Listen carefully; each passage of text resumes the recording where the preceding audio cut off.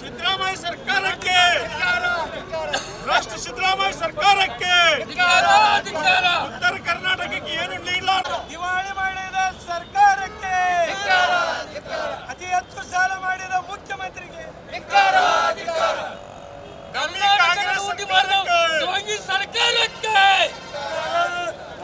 ಕರ್ನಾಟಕದ ಲೂಟಿ ಮಾಡಿದ ಢೋಂಗಿ ಸರ್ಕಾರಕ್ಕೆ, ಜೆಡಿಎಸ್ ಪಕ್ಷಕ್ಕೆ,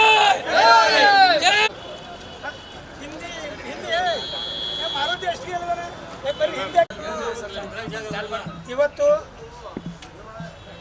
ನಮ್ಮ JDS ಪಕ್ಷದಿಂದ ಬೆಳಗಾವಿ ಜಿಲ್ಲೆಯಿಂದ ಇಂದ ಕರ್ನಾಟಕ ಸರ್ಕಾರದ ಈ ಭಾರತ ದೇಶದಲ್ಲಿ ಹೆಚ್ಚಿಗೆ ಸಾಲ ಮಾಡಿದಂಥ ಮುಖ್ಯಮಂತ್ರಿ ಯಾರು ಇದ್ರೆ ಅದು ಸಿದ್ದರಾಮಯ್ಯನವರು ಅಂತ ನಾವು ಹೇಳಲಿಕ್ಕಿಂದೆ ಇಚ್ಛೆ ಪಡ್ತೇನೆ. ಅತಿ ಹೆಚ್ಚು ಬಜೆಟನ್ನು ಮಂಡನೆ ಮಾಡಿದಂಥ ಮುಖ್ಯಮಂತ್ರಿ ನಾವೇ ಅಂತ ಹೇಳ್ತಾ ಇದ್ದಾರೆ. ಅತಿ ಹೆಚ್ಚು ದಿನ ನಾನು ಮುಖ್ಯಮಂತ್ರಿ ದೇವರಾಜ್ ಅರಸು ಅವ್ರನ್ನ ಬಿಟ್ಟರೆ ಅದಕ್ಕಿಂತ ಹೆಚ್ಚು ಮುಖ್ಯಮಂತ್ರಿ ದಿನವನ್ನು ಆಳ್ವಿಕೆ ಮಾಡಿದಂಥ ನಾವೇ ಅಂತ ಹೇಳ್ತಾರೆ. ಆದರೆ ಭಾರತ ದೇಶದಲ್ಲಿ ಅತಿ ಹೆಚ್ಚು ಸಾಲ ಮಾಡಿದಂಥ ಮುಖ್ಯಮಂತ್ರಿ ಯಾರು ಇದ್ರೆ ಅದು ಸಿದ್ದರಾಮಯ್ಯನವರು. ರಾಜ್ಯ ದಿವಾಳಿ ಆಗೈತಿ. ಆಮ್ಯಾಗ ಈ ನಮ್ಮ ಬೆಳಗಾಂ ಜಿಲ್ಲೆಗೆ 100 ರೂಪಾಯಿಯನ್ನು ಕೊಡದಂಥ ಈ ಕನಿಷ್ಠ ಬಜೆಟ್ ಅಂದರೆ ಈ ಸರ್ಕಾರ ದಿವಾಳಿ ಆಗೈತೆ ಅಂತ ನಾವು ತಿಳ್ಕೊಬೇಕಾಗಿದೆ. ಈ ಸರ್ಕಾರ ದಿವಾಳಿ ಆಗೈತಿ. ಈ ದಿವಾಳಿಯನ್ನು ಮುಚ್ಚಲಿಕ್ಕೆ ಸುಮ್ಮನೆ ಏನಕ್ಕೇನಾರು ಒಂದು ಸ್ಟೇಟ್ಮೆಂಟ್ ಕೊಂಡು ಹೋಗ್ತಾ ಇದ್ದಾರೆ. ಯಾವುದೇ ಕಾರಣಕ್ಕೂ ಈ ಜಿಲ್ಲೆಯಲ್ಲಿ ಒಂದು ಹೊಸ ಯೋಜನೆ ಇಲ್ಲ.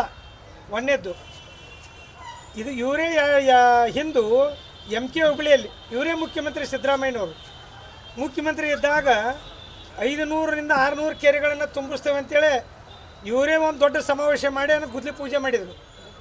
ಇವತ್ತಿನವರೆಗೂ ಒಂದು ಕೆರೆಗೆ 1 ಲೀಟ್ರ್ ನೀರನ್ನು ಬಿಟ್ಟಲ್ಲ, ಒಂದು ಪೈಪ್ಲೈನ್ ಇಲ್ಲ, ಒಂದು ಕೊಡ ಅಲ್ಲ, 1 ಲೀಟ್ರ್ ನೀರು ಬಿಟ್ಟಲ್ಲ.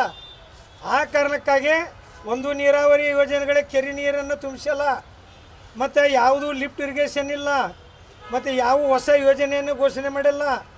ಮತ್ತು ಈ ಕಬ್ಬಿನ ಫ್ಯಾಕ್ಟ್ರಿಗಳ ಮುಂದೆ ಲಿಫ್ಟ್ ಇವನು ಮಾಡ್ತೇವಂದ್ರೆ ವೇಬ್ರಿಜ್ ಆಗ್ತವಂದಿರು, ಅದಕ್ಕೂ ಸಹಿತ ಈ ಬಜೆಟ್ದಲ್ಲಿ ಒಂದನ್ನು ಇಟ್ಟಲ್ಲ. ಒಂದು ಇವ್ರು ಏನಾಗೈತೆ ಎಲ್ಲ ಕಾರ್ಖಾನೆಗಳ ಕೂಡ ಹೊಂದಾಣಿಕೆಯನ್ನು ಮಾಡಿಕೊಂಡು ಈ ತೂಕದಲ್ಲಿ ರೈತರಿಗೆ ಮೋಸ ಆಗ್ತಕ್ಕಂಥದ್ದನ್ನು ಅವರಲ್ಲಿ ಶಾಮೀಲಾಗಿ ಈ ಸರ್ಕಾರ ಈ ಪ್ರೈವೇಟ್ ಕಾರ್ಖಾನೆಗಳ ಮಾಲೀಕರ ಕೂಡ ಹೊಂದಾಣಿಕೆಯಾಗಿ ರೈತರಿಗೆ ಕಬ್ಬಿನಲ್ಲಿ ತುಡುಗು ಮಾಡಲಿಕ್ಕೆ ಪ್ರಚೋದನೆ ನೀಡ್ತಕ್ಕಂಥದ್ದು ಅವ್ರು ಕೂಡ ಹೊಂದಾಣಿಕೆ ಮಾಡಿದಂಥ ಸರ್ಕಾರ ಯಾವ್ದಾರಿದ್ರೆ ಇದು ಕಾಂಗ್ರೆಸ್ ಸರ್ಕಾರ ಅಂತ ಹೇಳಲಿಕ್ಕೆ ನಾನು ಇಚ್ಛೆ ಪಡ್ತೇನೆ. ಅದಲ್ಲದೆ ನೋಡ್ಬೋದು ನಾವಿಂದ ಒಂದು ಯೋಜನೆ ಬೆಳಗಾವಿ ಜಿಲ್ಲೆಯಲ್ಲಿ ಯಾವುದೂ ಇಲ್ಲ. ಮತ್ತು ಈಗ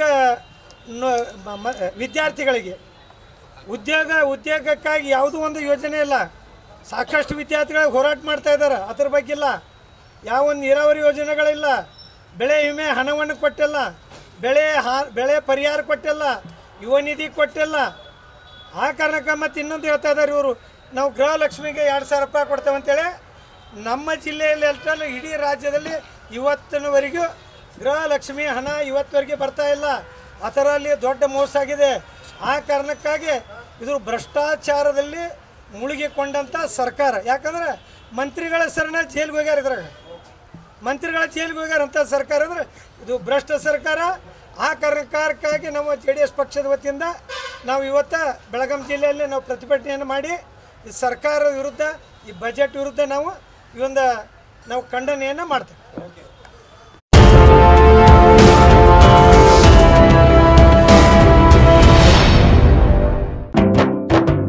जले दीप अंगना में होगी रोशन दुनिया, पलकों तले छा जाए चांद तारों का साया, रंगोली में खिले रंग खुशियों के भी तराने, तन मन झिलमिल जाए हर पल होंगे सुहाने, ये अटूट बंधन खिले हर आशियाना, रंग वस्त्रों का खजाना, मन भाए